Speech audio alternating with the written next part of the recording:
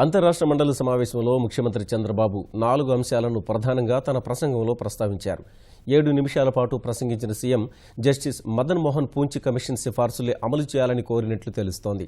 నదీ జలాల పంపకం, కేంద్ర రాష్ట్రాల మధ్య సంబంధాలు తదితర అంశాలపై ఆయన ఇచ్చిన నివేదికను అమలు చేయాలని కేంద్రం దృష్టికి తీసుకువెళ్లారు. అభివృద్ధి, సంక్షేమ పథకాల లబ్ధిదారులకు ఆధార్ అనుసంధానంతో కలిగే ప్రయోజనాలను వివరించారు. రాష్ట్రంలో దీన్ని అనుసంధానించిన తీరును సోదాహరణంగా వివరించిన సీఎం 2011 లెక్కల ప్రకారం 100% ఆధార్ కార్డులు ఇచ్చినట్లు తెలిపారు. ఉపాధి హామీ, ఉపకార వేతనాలు, ప్రజా పంపిణీ వ్యవస్థల్లో ఆధార్ను వినియోగిస్తున్నామని సీఎం వివరించారు. అంతర్గత భద్రత, విద్యా సంబంధ విషయాలపైన ముఖ్యమంత్రి మాట్లాడారు. విద్యారంగంలో రాష్ట్రం చేస్తున్న కృషిని అంతర్రాష్ట్ర మండలికి వివరించిన సీఎం ఉన్నత విద్యా సంస్థల ఏర్పాటుకు కేంద్రం సాయం చేయాలని కోరారు. ప్రసంగంతో పాటు విభజన సమస్యలు, విభజన హామీలపై ప్రత్యేక నివేదిక సమర్పించారు. వివిధ కేంద్ర మంత్రిత్వ శాఖల్లో పెండింగ్లో ఉన్న అంశాలను సీఎం ఆయా మంత్రులకు నివేదిక రూపంలో అందజేశారు.